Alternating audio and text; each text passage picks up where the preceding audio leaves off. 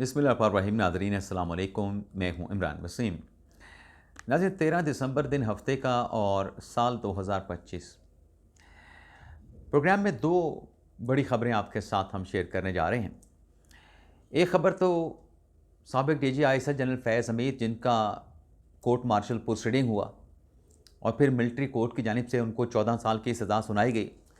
लेकिन ये महज 14 साल की सज़ा नहीं, फैज़ हमीद के ख़िलाफ़ इस कोर्ट मार्शल प्रोसीडिंग में उनके खुफिया मंसूबे क्या थे, फैज़ हमीद के फ्यूचर प्लान्स क्या थे, उन खुफिया राज़ों का पर्दा भी इस प्रोसीडिंग ने चाक किया है।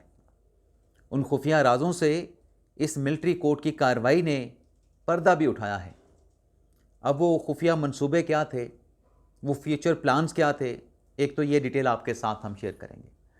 लेकिन प्रोग्राम का आगाज़ हम करेंगे जो हमारे ब्लॉग की दूसरी ख़बर है, खैबर पख्तूनख्वा के वज़ीर आला सोहेल अफरीदी से मुतल्लिक। और ख़बर यह है कि अफवाज पाकिस्तान के दबंग अफीसर ने सोहेल अफरीदी को चार्जशीट किया है। अब उस चार्जशीट का मतन क्या है, मंदरजात क्या हैं, पहले ये डिटेल आपकी खिदमत में पेश करेंगे और उसके बाद हम बात करेंगे फैज़ हमीद के खुफिया मंसूबों और फ्यूचर प्लान्स की और उनका पर्दा कैसे चाक हुआ है। तो नाज़रीन, ब्लॉग का आगाज़ करने से पहले आपसे दरख्वास्त करेंगे कि चैनल को सब्सक्राइब कर लें, बेल आइकॉन का बटन प्रेस करें, वीडियो पसंद आए तो इसे लाइक और शेयर ज़रूर कीजिएगा। नाज़रीन, आपने अक्सर देखा होगा कि जब भी वादी तीरा का जिक्र हुआ कि वहाँ पे मंशियात का कारोबार होता है, वहाँ पर ड्रग्स की मंडी लगती है। और फिर सवाल ये होता है कि वादी तीरा का जो इलाका है, बेसिकली सोहेल अफरीदी साहब का ताल्लुक़ भी उसी इलाके से है। तो जो हुकूमत है और जो मकामी इंतज़ामिया है, वो उन ड्रग माफिया के ख़िलाफ़ जो वादी तीरा में मंशियात का कारोबार करते हैं, उनके ख़िलाफ़ एक्शन क्यों नहीं लेते। तो इस सवाल पे नाज़रीन जवाब ये आता है, चाहे वो सूबाई हुकूमत की तरफ से जवाब आए, चाहे वो लोकल इंतज़ामिया की तरफ से इक्का दुक्का जवाब आए, वो जवाब ये होता है कि ये सवाल हमसे ना पूछें, इस सवाल का जवाब आप एफसी से मांगें, इस सवाल का जवाब आप फ़ौज से मांगें, क्योंकि बॉर्डर पे तो एफसी और फ़ौज तैनात है। यानी सूबाई हुकूमत और लोकल इंतज़ामिया इस सवाल का जवाब देने से सिरे से इनकार कर देते हैं कि यह हमारा हेडेक नहीं, यह हमारा सर दर्द नहीं। और मलबा जो है वो सिक्योरिटी फोर्सेस पे डाल दिया जाता है कि वो बॉर्डर को ठीक तरीके से गार्ड नहीं करते, तो गार्ड ना करने की वजह से मंशियात की स्मगलिंग होती है। तो इन हक़ाइक़ से जो आईजीएफसी हैं, विंग कमांडर कर्नल वकास, उनकी जानिब से पर्दा उठाया गया है। अब उन्होंने जो हक़ाइक़ बयान किए हैं, वो हक़ाइक़ दरअसल खैबर पख्तूनख्वा के वज़ीर आला सोहेल अफरीदी के लिए एक बहुत संगीन चार्जशीट है। अब वो हक़ाइक़ क्या हैं? उन हक़ाइक़ में पहले तो ये बात की गई आईजीएफसी की तरफ से कि देखें, जो पाकिस्तान और अफ़गानिस्तान का जो बॉर्डर है, जो कि केपीके के साथ 1229 किलोमीटर का बॉर्डर है, इस गार्ड को दोनों ममालिक की जो सिक्योरिटी फोर्सेस हैं, उन्होंने म्यूचुअली गार्ड करना है। हम अपनी तरफ से करेंगे, अफ़गान तालिबान रजीम अपनी साइड से करेंगे। लेकिन हो यहाँ पे ये रहा है कि पाकिस्तान की सिक्योरिटी फोर्सेस तो बॉर्डर को गार्ड करती हैं, लेकिन दूसरी तरफ से दरअंदाजी की जाती है, बॉर्डर को गार्ड नहीं किया जाता। और फिर उनकी तरफ से बताया गया, जो वादी तीरा में बात की जाती है मंशियात के कारोबार की, मंशियात की मंडी वहाँ पे लगती है, तो इस पर उन्होंने कहा कि दोवातई का एक तंग रास्ता है। कौन सा? दोवातई का एक तंग रास्ता है, जिसकी निगरानी का उन्होंने कहा कि हमारे पास अख्तियार नहीं। अब ये रास्ता डेफिनेटली अफ़गान बॉर्डर की तरफ जाता होगा और इस बॉर्डर से मंशियात की स्मगलिंग होती होगी। लेकिन आईजीएफसी कहते हैं कि ये जो तंग रास्ता है, इसकी निगरानी का अख्तियार हमारे पास नहीं, इसकी निगरानी का अख्तियार लोकल इंतज़ामिया के पास है। और फिर वो क्लैरिटी के साथ बयान करते हैं कि जो वादी तीरा की निगरानी है, यानी जितनी वे वादी है वादी तीरा की, उसकी निगरानी के लिए, उसकी सिक्योरिटी के लिए सिर्फ 3 पुलिस एहलकार जो है वहाँ पे तैनात किए गए हैं। अब 60 किलोमीटर की आबादी, आप अंदाज़ा कर लें कितने जवान वहाँ पे पुलिस के हैं, सिर्फ 3। और ये 60 किलोमीटर का इलाका है। और फिर उन्होंने ये भी बयान किया, जो चार्जशीट उन्होंने बयान की, उसमें विंग कमांडर कर्नल वकास का ये कहना था कि वादी तीरा के इलाके में कोई सरकारी हॉस्पिटल नहीं, लोग इलाज कराने के लिए एफसी के हॉस्पिटल आते हैं और हम उनका इलाज करते हैं, लेकिन लोकल इंतज़ामिया ने उनको मेडिकल की कोई सहूलत नहीं दे रखी। फिर उन्होंने कहा कि कोई स्कूल वहाँ पे नहीं सरकारी। जब स्कूल नहीं होगा तो बच्चों को, नौजवान नस्ल को शऊर कहाँ से आएगा? वो गैर कानूनी सरगर्मियों में अपने आप को इन्वॉल्व करेंगे। तो इंतज़ामिया ने तो वादी तीरा के इलाके में 60 किलोमीटर का इलाका कोई स्कूल नहीं बना रखा। एफसी ने वहाँ पे 17 स्कूल बना रखे हैं, वहाँ पे अफवाज भी, वहाँ पे जो असातिज़ा हैं वो भी खुद भर्ती कर रखे हैं। लेकिन सवाल ये पैदा होता है कि तहरीक इंसाफ 13 साल पहले, 11 साल पहले जब हुकूमत में आई थी तो मैनिफेस्टो क्या था कि सेहत और तालीम की एमरजेंसी। तो सेहत और तालीम की उस एमरजेंसी के मंशूर के नुकात के मुताबिक सवाल ये है कि वादी तीरा में क्यों हॉस्पिटल नहीं सरकारी, वहाँ पे सरकारी स्कूल क्यों नहीं है? एक सवाल है ना। अगर वहाँ पे स्कूल होते, लोगों की अच्छी एजुकेशन हो रही होती, बच्चों की अच्छी एजुकेशन हो रही होती, तो वो ज़ाहिर सी बात है कि उनको अकल आती, समझ आती और वो गैर कानूनी सरगर्मियों में मुलविस ना होते। और फिर इससे बढ़ के आप ये देखें कि पुलिस स्टेशन कोई वहाँ पे नहीं है, पुलिस का थाना वहाँ पे नहीं है।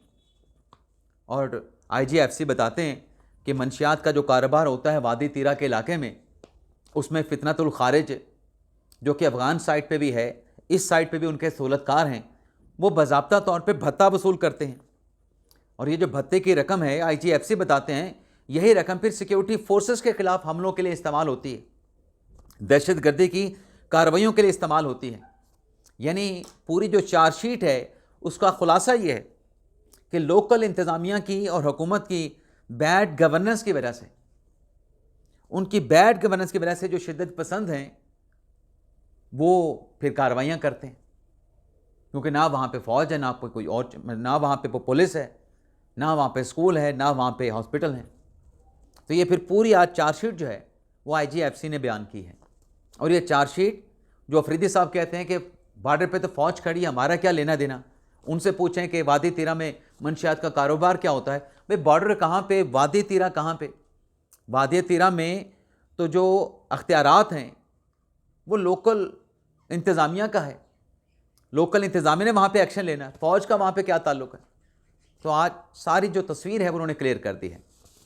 इसके अलावा नाज़रीन अब आ जाते हैं जो जनरल फैज़ हमीद साहब का किस्सा है। अब चूँकि जुमे के दिन उनके ख़िलाफ़ ये फ़ैसला आया है, जुमे के दिन आया नहीं, जुमेरात के दिन फ़ैसला आया, तो फैज़ हमीद के उस फैसले को लेके बहुत डिटेल में डिस्कशन हो रही है, बहस हो रही है, तकरार हो रही है, दलाइल दिए जा रहे हैं, डिमांड्स की जा रही हैं। अब फैज़ हमीद साहब, ज़ाहिर सी बात है कि जब वो डीजीसी थे, फिर डीजी आईएसआई बने, उसके बाद कोर कमांडर पेशावर बने, कोर कमांडर बहावलपुर भी रहे, बल्कि कोर कमांडर पेशावर से तो उनका बहुत जल्दी तबादला करके उनको कोर कमांडर बहावलपुर लगा दिया गया। अब जब उनको गिरफ़्तार किया गया अगस्त 2024 में, और 15 माह के बाद जो उनके खिलाफ़ कोर्ट मार्शल प्रोसीडिंग हुई, उसमें उनको 15 साल की जो सज़ा है वो सज़ा जो है वो सुना दी गई है। अब इस सज़ा के ज़रिए जो कोर्ट मार्शल प्रोसीडिंग हुई है, इसमें एक तो ये कहा जा रहा है कि वो जनाब तहरीरी फ़ैसला कहाँ पे है। डेफिनेटली नाज़रीन, जब वो तहरीरी फ़ैसला सामने आएगा उससे बहुत सारी चीज़ें वाज़ेह होंगी, क्योंकि जो 14 साल की सज़ा है उसके पीछे रीज़निंग क्या है, वजूहात क्या हैं, वो इस तफसीली तहरीरी फ़ैसले में बयान की जाएंगी। और उससे बहुत सारी चीज़ें अवाम के सामने आश्कार होंगी कि दरअसल फैज़ हमीद साहब और तहरीक इंसाफ का आपस में क्या रिलेशन या क्या राब्ते आपस में चल रहे थे। लेकिन कुछ और चीज़ें जो इस सारे प्रोसेस के आप यूँ समझें कि आई विटनेस हैं, जो कोर्ट मार्शल प्रोसीडिंग हुई या फिर इस कोर्ट मार्शल प्रोसीडिंग के बिल्कुल करीब करीब थे, वो क्या बताते हैं। वो नाज़िए बताते हैं कि जो पाकिस्तान तहरीक इंसाफ है, फैज़ हमीद साहब रिटायरमेंट से पहले और रिटायरमेंट के बाद भी, इमरान खान की गिरफ़्तारी के बाद भी आलमोस्ट पाकिस्तान तहरीक इंसाफ को जनरल फैज़ हमीद साहब चला रहे थे। चाहे इमरान खान वज़ीर आज़म थे तब भी उनका होल्ड था तहरीक इंसाफ पे, वो डायरेक्शन बाकायदा पीटीआई वालों को देते थे, और जब इमरान खान वज़ीर आज़म नहीं रहे तब भी डायरेक्शन फैज़ हमीद साहब देते थे, और इमरान खान साहब उसके साथ एग्री करते थे। और ख़ान साहब की गिरफ़्तारी से पहले भी और बाद में भी फैज़ हमीद साहब का जो है वो पार्टी पर मुकम्मल तौर पे कंट्रोल रहा। और फिर नाज़रीन ये भी बताते हैं, जो इस ट्रायल के करीब करीब थे, कोर्ट मार्शल प्रोसीडिंग के करीब करीब थे, वो ये भी बताते हैं कि जब वो कोर कमांडर पेशावर थे तो कोर कमांडर पेशावर वहाँ पर तहरीक इंसाफ की हुकूमत थी, तो वहाँ पर भी उन्होंने सपोर्ट किया पीटीआई को, इमरान खान साहब को। और हम ये बात पहले भी करते रहे, 2 दिन पहले भी हमने ये बात की कि वहाँ पे उन्होंने बहुत सपोर्ट किया पीटीआई और इमरान खान साहब को। बाजवा साहब का फ़ोन किया लॉन्ग मार्च ना करें, लेकिन खान साहब ने इनकार कर दिया क्योंकि पीछे फैज़ हमीद साहब बैठे थे। अब कोई ये सवाल कर सकता है कि फैज़ हमीद अकेले कैसे कर सकते हैं, जनरल बाजवा की रजामंदी के बगैर, उनके ऑर्डर के बगैर, उनके नॉलेज में लाए बगैर। देखें, एक इल्ज़ाम तो फैज़ हमीद पे यही था ना कि अख्तियारात का नाजायज़ इस्तेमाल किया, वसाइल का नाजायज़ इस्तेमाल किया, तो एक इल्ज़ाम तो ये भी था। अब अख्तियारात का नाजायज़ इस्तेमाल जो है वो ज़ाहिर सी बात है फिर आप हायर अथॉरिटी को बताकर तो नहीं करते। तो इसमें एक ये बात भी सामने आई कि कोर कमांडर पेशावर रहते हुए जहां वो पीटीआई का सपोर्ट कर रहे थे, वहीं वो शहबाज शरीफ के साथ भी डायरेक्टली इनडायरेक्टली रब्ता करने की कोशिश कर रहे थे कि जो नया आर्मी चीफ अपॉइंट होना है उसमें उनको कंसीडर किया जाए। अपनी लॉयल्टी से मुतल्लिक वो वज़ीर आज़म शहबाज शरीफ साहब को, जब खान साहब वज़ीर आज़म नहीं रहे, उनके खिलाफ अदम एतमाद की तहरीक कामयाब हो गई, तो अब वो शहबाज शरीफ साहब का दिल जीतना चाहते थे, अब वो आर्मी चीफ बनना चाहते थे। और फिर उसमें ये बात भी पता चली है, जो कि बल्कि आज ख्वाजा आसिफ साहब ने भी बयान की है कि मुझे भी कहा गया, बल्कि ख्वाजा आसिफ साहब ने तो जो 9 मई है, 9 मई से मुतल्लिक भी जो चीज़ें सामने आई हैं उसमें यह बताया गया कि 9 मई से कुछ चंद दिन पहले भी फैज़ हमीद साहब जो हैं वो पीटीआई के लोगों के साथ राब्ते में थे। लेकिन ख्वाजा आसिफ साहब ने तो आज बड़ी क्लैरिटी के साथ क्या कह दिया कि 9 मई दरअसल इमरान खान और जनरल फैज़ हमीद का गठजोड़ था, नेक्सस था, इनका जॉइंट वेंचर था। अब ये कौन बात कह रहा है? वज़ीर दिफा कह रहा है। कोर्ट मार्शल प्रोसीडिंग कहाँ पे होती है? वज़ारत दिफा के नीचे फ़ौज पाकिस्तान में होती है। तो इसका आप अंदाज़ा कर लें कि बात कहाँ से निकल के कहाँ तक जा रही है। अभी 9 मई का ट्रायल होना है, प्रोसीडिंग होनी है, लेकिन वज़ीर दिफा ये कह रहे हैं, वज़ीर दिफा ख्वाजा आसिफ ये कह रहे हैं कि नेक्सस था इमरान खान का और जनाब अपने फैज़ हमीद साहब का।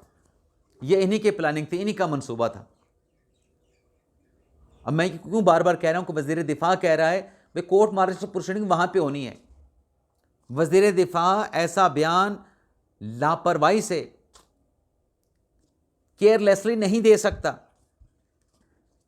और फिर ख्वाजा आसिफ साहब ने यह भी कह दिया कि देखें कि ये तो सिर्फ फैज़ हमीद के ख़िलाफ़ कार्रवाई की इब्तिदा है, अभी तो चार्जेज और भी हैं, बल्कि उन लोगों का एहतसाब भी होगा, वो तमाम पुरज़े जो फैज़ हमीद के हाथों में खेल रहे थे, जो ब्यूरोक्रेसी में छुपे बैठे हैं, दीगर इदारों में छुपे बैठे हैं, उन तमाम दुश्मन अनासर को भी कानून के कटहरे में लाया जाएगा। अब जैसे ख्वाजा आसिफ साहब ने कहा, दोबारा वादी तीरा का जिक्र करूँगा, कि पीटीआई की क़यादत फितनतुल खारिज को भत्ता देते हैं, ये अगर भत्ता देना बंद कर दें तो वहाँ पे अमन आ सकता है, सिक्योरिटी फोर्सेस ऑपरेशन कर सकते हैं। लेकिन ऐसे अनासर अभी भी मौजूद हैं सिस्टम में, फैज़ हमीद से जो जुड़े थे, जो इमरान खान को वापस लाना चाहते हैं, उनका कला कमा करना है। और फिर सबूत की बात भी की, और सबूत पे तो हमने दोपहर में बड़ी डिटेल के साथ विलॉग किया कि जो बातें ये की जा रही हैं कि फैज़ हमीद इमरान खान के ख़िलाफ़ गवाही भी देंगे, शवाहिद भी देंगे।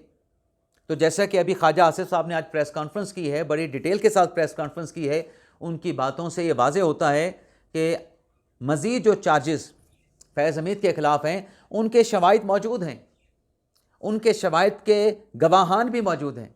जैसे कि ख्वाजा आसिफ साहब ख़ुद गवाह हैं, जो उन्होंने कहा कि मुझसे कहा गया कि नवाज शरीफ के ख़िलाफ़ बयान तो बसूरत दिगर तुम कैद कर लिए जाओगे, और फिर 5वें दिन मुझे गिरफ़्तार कर लिया गया।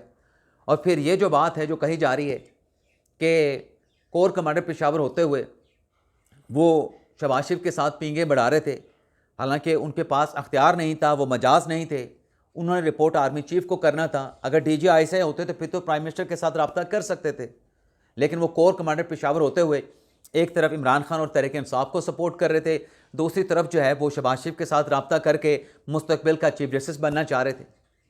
तो मंसूबे तो बड़े लंबे लंबे थे, 10 साल का मंसूबा, सियासतदानों से ये कहना, नामवर शख्सियात से ये कहना कि मैं 2030 तक कहीं नहीं जाऊंगा।